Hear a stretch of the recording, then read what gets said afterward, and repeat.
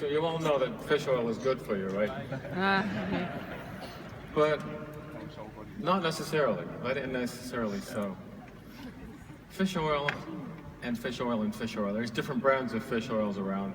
Most of them are very badly formulated. We have problems with pollution too. You know about heavy metals, but the oceans are also full of other chemicals that we've just thrown in there.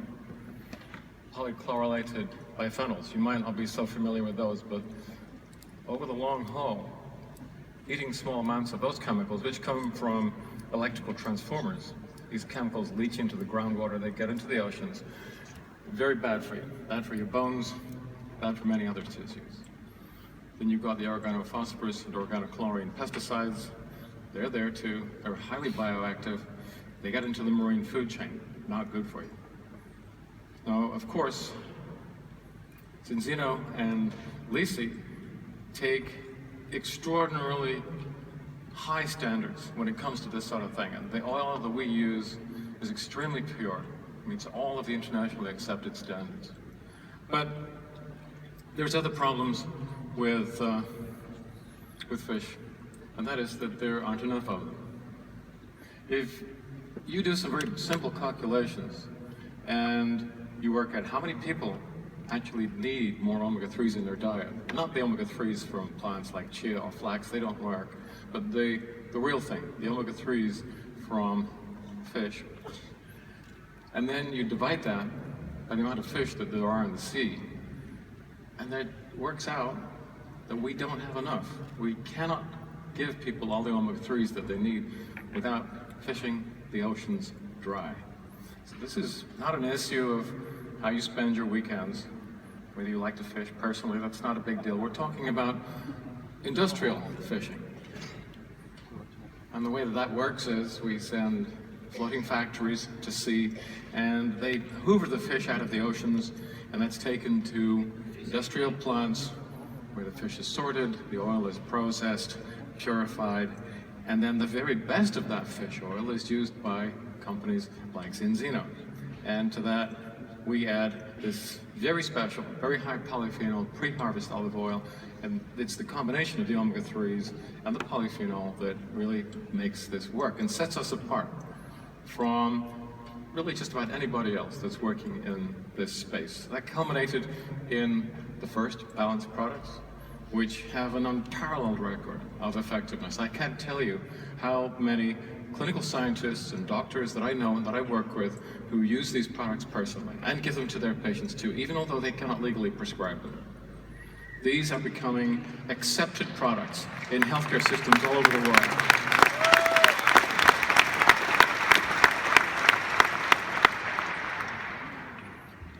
And then we went for the Mark II version, where we took a technology that had originally been developed for a completely different industrial sector, and we brought it into our manufacturing process and came up with a fish oil that dissolved magically, made micro-suspensions in water, fruit juice, Coca-Cola, beer, anything you like. Just makes the oil, taste, and the flavor disappear. And that was a real step forward for people who don't like drinking oil, and not everybody does.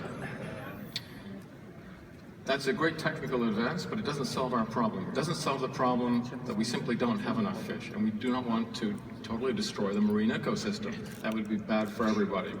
So we went back to the drawing board and we said, well, where does the omega-3 in fish oil come from? And many of you have seen this slide before. Fish don't make omega-3 fatty acids. They obtain it from the food that they eat. And right at the bottom of the marine food chain, you have marine algae, seaweeds. And in the same way that crops on land produce mostly omega-6s and some omega-3s that you can't really use, but it is the marine crops, especially those that grow in cold water, that produce the omega-3s that we need. So you can go and harvest seaweed. You don't need the fish.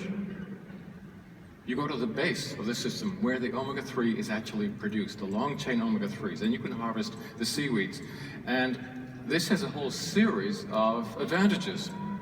It's an alternative to fish.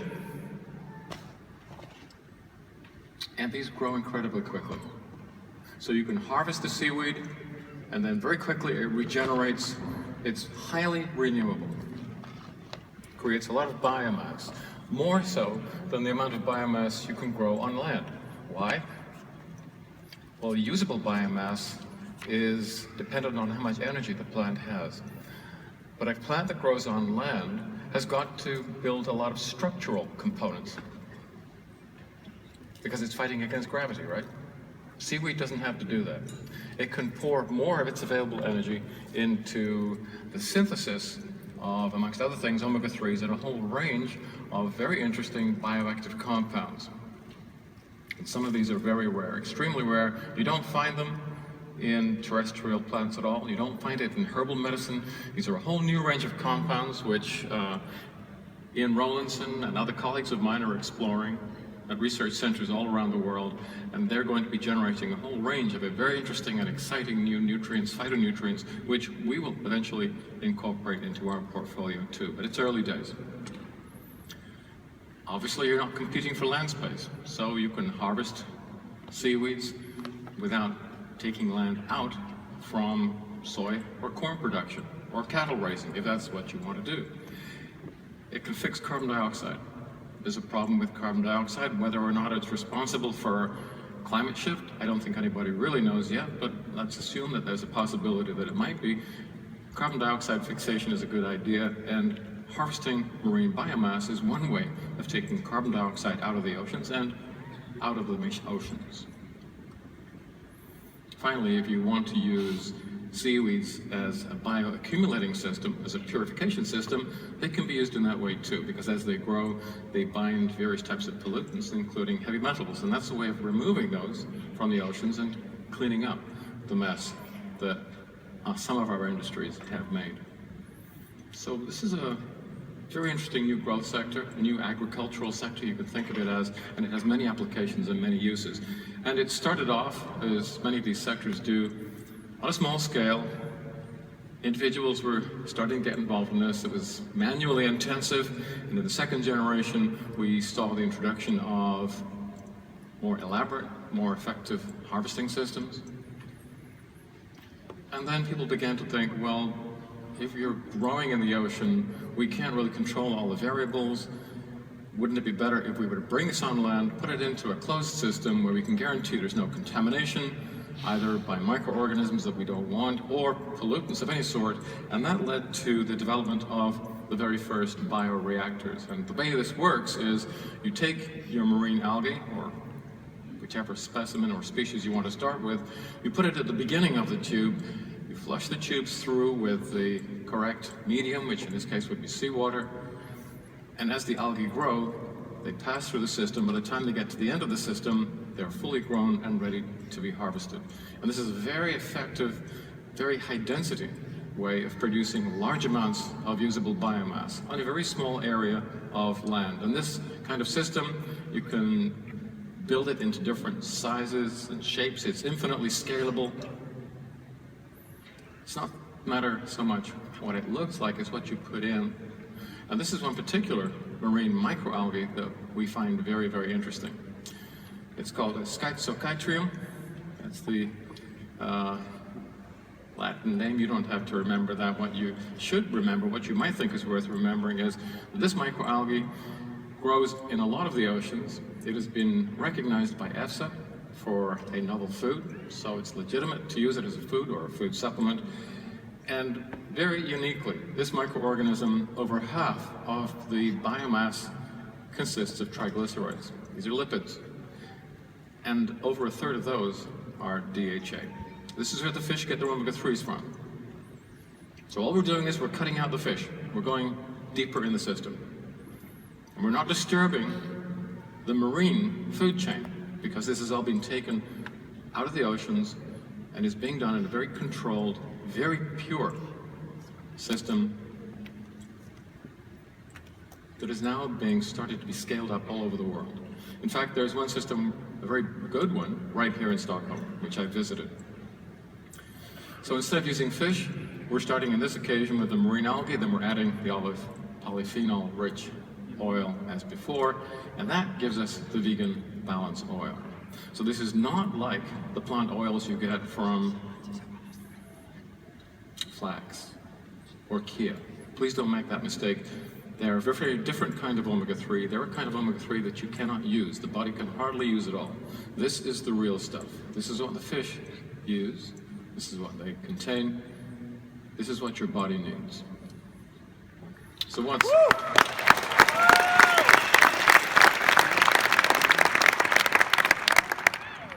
So let me break down the composition of it for you, because it's actually very sophisticated. I think it may be our most effective product so far. So the ingredients, break it down. 45% is the oil that is derived from this microalgae.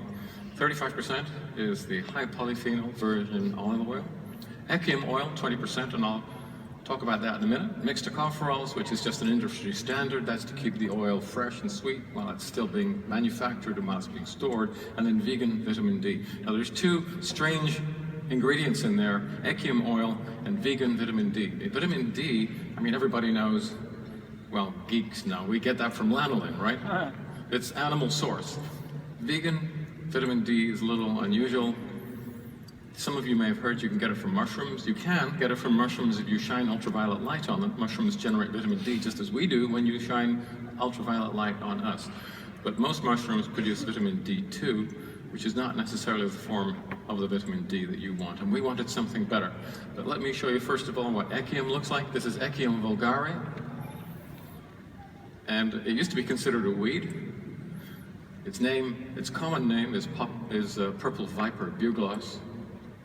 And what we now know is that seeds of this plant that was formerly a weed, but that were now being planted out commercially, contain a very interesting fatty acid called stearidonic acid, but more of that in a moment. And this is where the vitamin D comes from. This is vitamin D3, cholecalciferol, which is the form that you want. And that comes from lichen. Now, lichen is a very complex organism. It's actually a symbiont. It's a symbiotic blend of a fungus and a cyanobacterium, called a mycobiont and a photobiont. It's an extraordinarily complex biochemical setup. Looks very simple. This is what reindeers like to eat, but this is an extraordinarily good source of vitamin D3. No animal is involved, purely vegan, but it is exactly the vitamin D that our bodies use. So breaking it down a little further, 200,115 milligrams of alga oil, 1,604 milligrams of omega-3 fatty acids. That's in the content of 5 mils. EPA and DHA are there at the levels you want. The oleic acid, the omega-9 is there. And now I can go into a little more detail about the echium oil, why we put it there in the first place. What is so special about echium oil? Well, again, it's not like flax, it's not like chia, it's not like any of those things, which really are nothing more than a confidence trait, because your body cannot use those. Echium oil, and one or two other sources which we're starting to cultivate and exploit now, just there's only a handful of them, contain something called SDA. Now, SDA is short for stearidonic acid, and it's not a short chain omega-3 like you find in most other plant oils. It's not quite as long as the omega-3s you find in fish oil. It's intermediate, and in fact, it's part of the metabolic chain that occurs in your own body. When you eat the very short chain omega-3s, your body struggles, doesn't do very well, but it manages to make a very small amount of this. Once you've made this, the transformation to the very long chain omega-3s, the ones you really need, is easy. In fact, this converts at a rate of 30%, whereas LA from things like flax, your conversion rate for that is about 2 or 3%. So this is a step change. This is a much better source of the long-chain fatty acids you need. But now it gets a little more complicated. SDA has additional anti-inflammatory actions all of its own. It's different from EPA, DHA. It suppresses the release and the metabolism of arachidonic acid. So it's actually adding to the functionality of fish oil by combining this, as the polyphenols do. We're building something composite here that hasn't ever existed before, and this produces anti-inflammatory activity that, from my perspective, makes this the most important clinical tool that I think I've ever seen.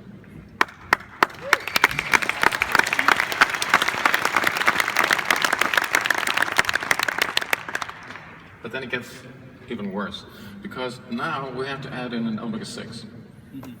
GLA, gamma-linolenic acid. Yeah, I know we've been saying omega-6s are bad, and you have too many and not enough omega-3s. Yeah, that was kind of true. But the reality is kind of complicated. And as scientists, we have a kind of a duty to make things as simple as we can, to make them understandable, and not go too far to the point where we're actually falsifying data. So let me channel Einstein for a minute, who famously said, everything should be made as simple as possible, but no simpler. He was right. Omega-6s in general are not good for you, and in general we have far too many of them. But GLA is an exception. It is one of the omega-6 fatty acids that has additional anti-inflammatory effects all of its own. This is the fatty acid that you find in blackcurrant seed oil and borage, and if you look through the herbal literature, you'll see that GLA and those oils also have a role to play in folk medicine because they have their own anti-inflammatory effects. So here again, what we're doing is we're extending the profile of the fatty acids in our product to provide additional functionality. I'm very, very proud of this formulation. I think Zinzino has done a wonderful job.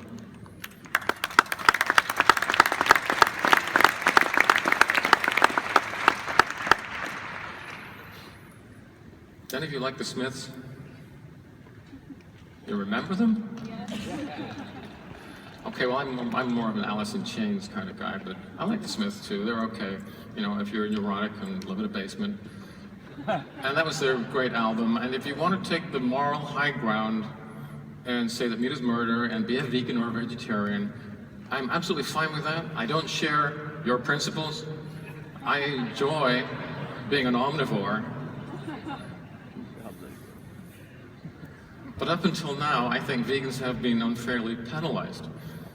You know, if you can't eat fish oil, what we find when we measure their lipid profiles is they have really unhealthy 6-to-3 ratios, which is one of the reasons why being a vegetarian or a vegan does not guarantee better health. In fact, they don't live any longer than omnivores do. A minor difference, but it's insignificant. So now we can actually rectify this. What we can now do is to provide a source of omega-3s that will allow you to remain in balance and hold on to your lofty moral principles. At the moment, this kind of vegan omega-3, the algal oil, is a little expensive. The margin over fish oil is quite significant, and that's reflected in the way in which these products are being priced. But what will happen is that as the bioreactors become more popular, and we're seeing more and more of them being built now, the algal fish oil will be commoditized, its price will continue to fall. At a certain point, I think it'll be approximately the same price as fish oil, and looking further ahead, it's actually going to become less expensive as these bioreactors continue to be developed and amortized. And at that point, I mean, maybe what we'll do is we'll switch everything to algal oil. Who knows? I think that would be an interesting proposition, and that may be the way that we go. But in the meantime, omega-3s are good for you, and this is a way of providing them to everybody that needs them. Thank you.